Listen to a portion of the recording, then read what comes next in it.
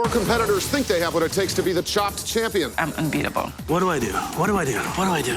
I'm definitely intimidated by my competition, but I'm thinking I have some tricks up my sleeve. I think I could actually win this. What happens here today in the Chop Kitchen is unprecedented. I don't like this part any more than you do. Whose dish is on the chopping block? There are 3 rounds: appetizer, entree, and dessert. Each course in the meal comes with its own basket of mystery ingredients. If your dish doesn't cut it, you will not move on to the next round. Your appetizers must include Korean-style short ribs, lemon thyme, zucchini, and gefilte fish. Time starts now.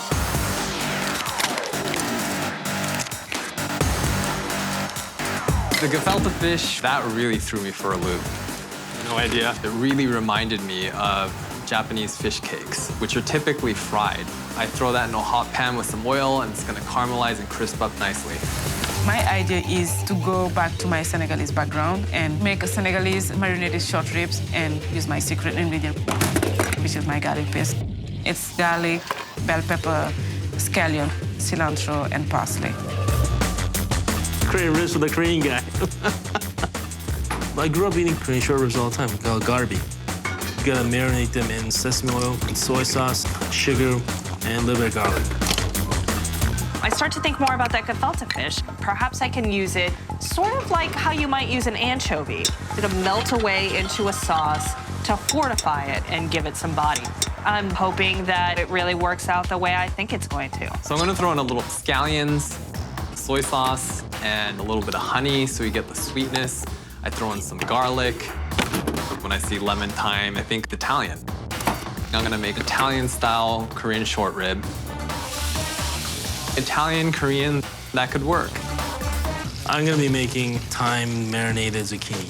Thyme with the zucchini was an easy fit that I didn't have to stretch my imagination for. I get red wine, beef stock, garlic, bay leaves. I love lemon thyme, and thyme is what actually inspires me to make a traditional French-style red wine braise. I decided to make a zucchini medley. I use the lemon thyme in the vegetable medley, and I use the whole stem because there's some flavor from the stem. Gefilte fish, I'm trying to figure out what to do with it. We're gonna blend it and make a vinaigrette. I'm taking olive oil, apple vinegar, and a touch of hot sauce. With the short ribs, I want to make a lettuce wrap. This is a good appetizer because it's light and it's very clean tasting. It's very flavorful. I want to do a honey, cilantro, garlic sauce. I decided to cut up the gefilte fish and pan fry it. I think of a zucchini cake, and I look at the clock, and time is ticking by.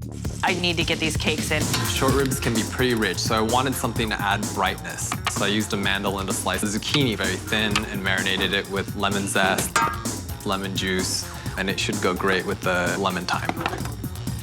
10, 9, 8, 7, 6, 5, 4, 3, 2, 1. Time's up. Please step back. Chef April.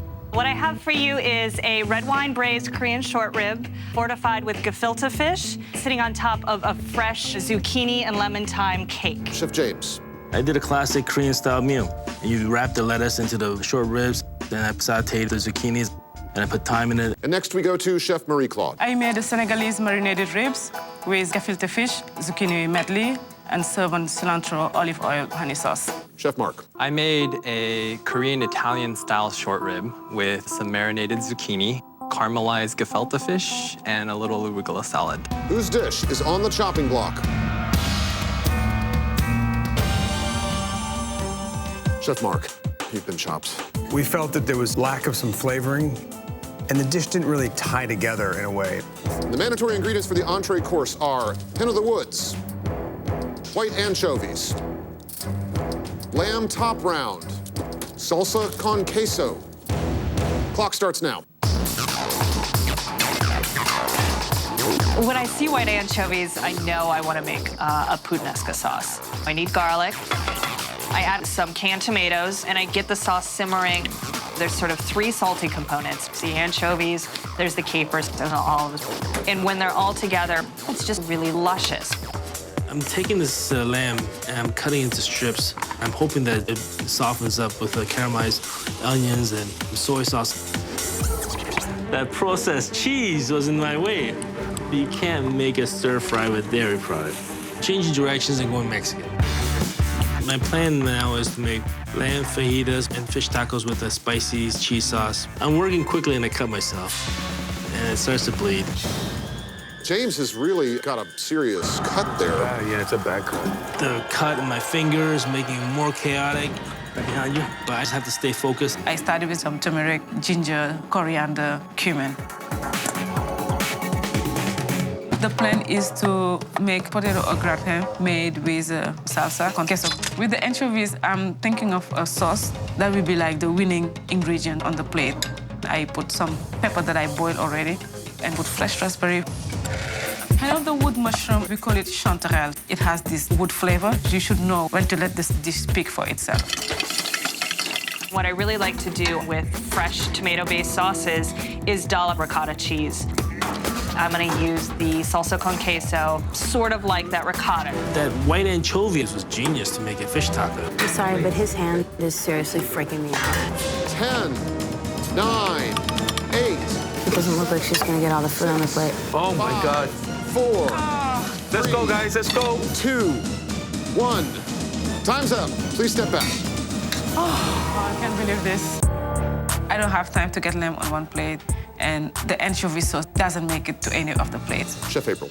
I made lamb in a puttanesca sauce, garnished with salsa con queso, and then on the side, mushrooms sautéed with carrot ribbons and a little red pepper. Chef Marie-Claude. I made a lamb stew with sautéed mushroom and potato gratin with queso con salsa and white anchovy sauce that unfortunately never made it to the plate.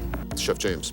First of all, I should ask you, are you all right? I'm all right. I came up with hen-of-the-woods lamb fajita and white anchovy taco with a spicy cheese sauce. I just want to address the way you were using your hands with your bloody glove and the way you were throwing food into the sauté pan. I'm afraid they're not comfortable tasting the dish as a result. Whose dish is on the chopping block? Chef James, you've been chopped. James, you chose to mix the food and work with it with a bloody hand. So because of that, we had to chop you. You must use dried apricots, gingerbread cookie dough, elderflower liqueur, and halva. Time starts now.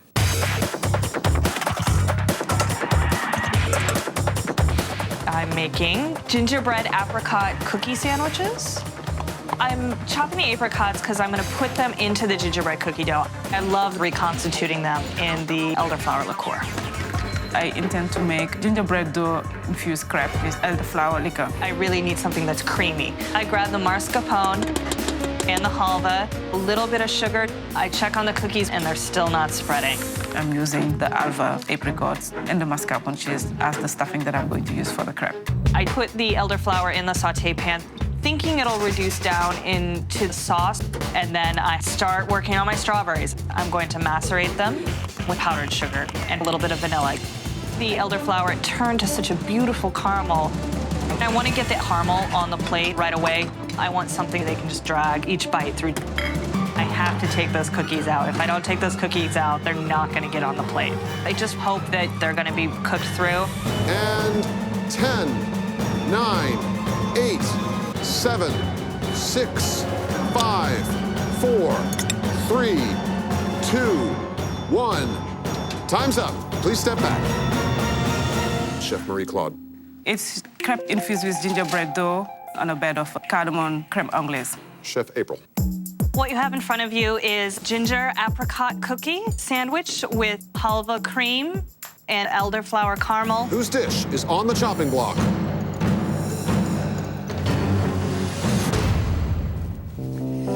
Chef April, you've been chopped. Judges?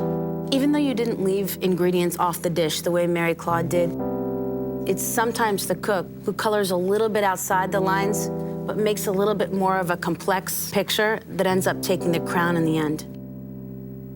I had a great time today. Thank you so much. And that means, Chef Marie-Claude, that you are the chopped champion. Congratulations. Thank you.